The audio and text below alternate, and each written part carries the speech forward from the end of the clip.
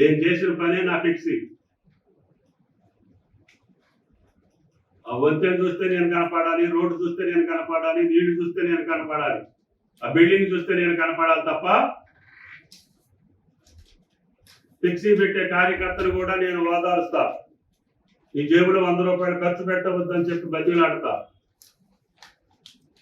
యాడీయటానికి కూడా నేను ఒప్పుకోను. పేపర్ వాళ్ళు అడుగుతారు వాళ్ళ మేనేజ్మెంట్ ఒత్తిడితోటి, అయినా మీరు డబ్బులు ఖర్చు పెట్టుకోవద్దు, అది ఒక కోటి చూసట్టు బారేసేదని. దానికోసం మీరు సంపాదించిన కష్టం మీరు ఖర్చు పెట్టుకోబోకండి.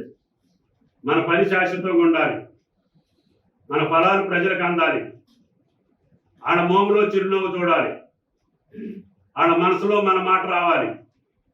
అంతే తప్ప తాత్కాలికమైనటువంటి ప్రచార ఆర్భాటం కోసమో, పేరు కోసమో, క్రెడిట్ కోసమో ఈ తుమ్మల ఆరాట పాండేది అని చెప్పి విజ్ఞప్తి చేస్తున్నాం.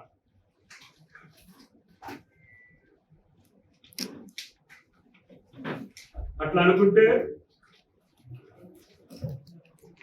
కొద్ది ఎన్టీ రామారావు గారి దయ వల్ల తెలుగు రంగంలో పార్టిసిపేట్ చేసే అవకాశం వచ్చింది. ఉమ్మడి రాష్ట్రంలో చారిత్రకమైనటువంటి ప్రాజెక్టులు, ఆ రోజు రాయలసీమ ఉద్యమం వస్తే ఆంధ్రీనేవ, గాలేరు నగరి, తెలుగు గంగ ఆ పథకాల్లో భాగస్వామ్యం అయ్యేటటువంటి అవకాశం వచ్చింది, శంకుస్థాపన చేయించే అవకాశం వచ్చింది.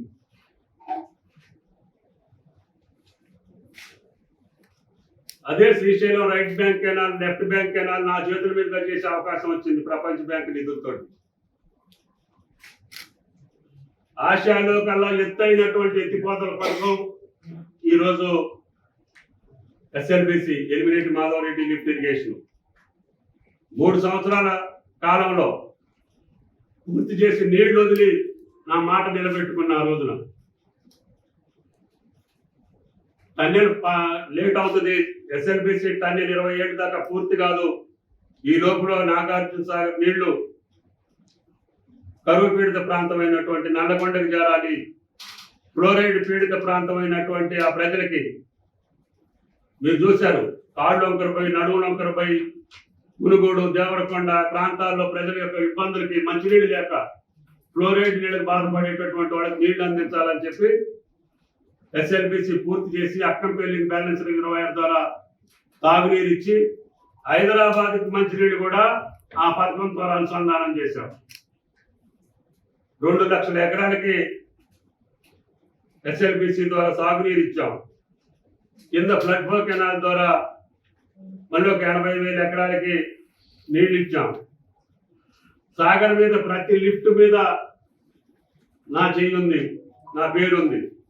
నేను నీళ్లు చల్లుకోలేదు, నేను క్రెడిట్ తీసుకోలేదు. ఆ రైతుల ఆనందం, ఆడ పంటలు చూసి ఆనందపడేవాడిని తప్ప ఫ్లెక్సీలు చూసి ఆనందపడేవాడిని కాదు.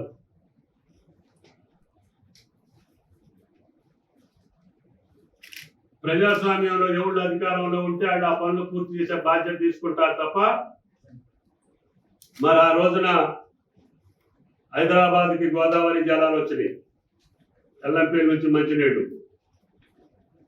ఆనాటి ప్రభుత్వంలో ఉన్న పెద్దలు నెత్తి మీద నీళ్లు చల్లుకున్నారు. అది ప్రజాస్వామ్యం యొక్క రీతి, నీతి.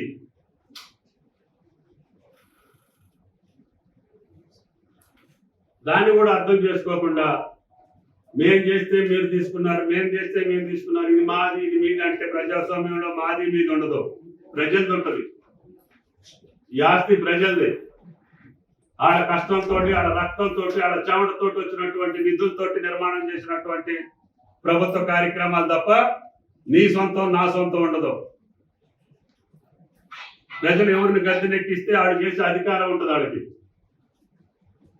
మరి నేను ఆ రోజున అలైన్మెంట్ చేసి ఓఆర్ఆర్కి ల్యాండ్ ఎక్విజిషన్ చేసి పనులు ప్రారంభించే టయానికి రాజశేఖర రెడ్డి గారి ప్రభుత్వం వచ్చింది. ఆయన గారి హయాంలో ఓఆర్ఆర్ పూర్తయింది. కొద్దిగా మిగిలిపోతే కోయలకండ దగ్గర టిఆర్ఎస్ ప్రభుత్వంలో కూడా పూర్తి చేశాం. మరి దానికి మనం దాని మీద జరగొద్దా? మరి దాని మీద కూడా మనం రుజువు అని తిరుగుతున్నాం కదా. రాజశేఖర రెడ్డి గారు చేసింది, చంద్రబాబు గారు కన్సీవ్ చేసింది, మనం ఎట్లా తిరుగుతున్నాం? మెట్రో రైలు ఆ రోజు కన్సీవ్ చేస్తే మన ప్రభుత్వంలో ఇక్కడ పూర్తయినప్పుడు ప్రధానమంత్రి గారితో మనం కూడా ఎక్కి తిరిగాం కదా మెట్రో రైలు. మరి ఆడు చేసిన దాన్ని మనం ఎట్లా తిరుగుతాం? అందుకని ప్రజాస్వామ్యంలో నాది నీది ఉండదు, మాది మీది ఉండదు. ప్రజల నిర్ణయం, ప్రజల ఆస్తి, ప్రజల కష్టం, ప్రజల ట్యాక్స్. ఈ ఆస్తులు ప్రజలే తప్ప నీ సొంతం నా సొంతం కాదు. అసలైన తొలి వెలుగు. ఫాలో వాట్సాప్ @తొలి వెలుగు official.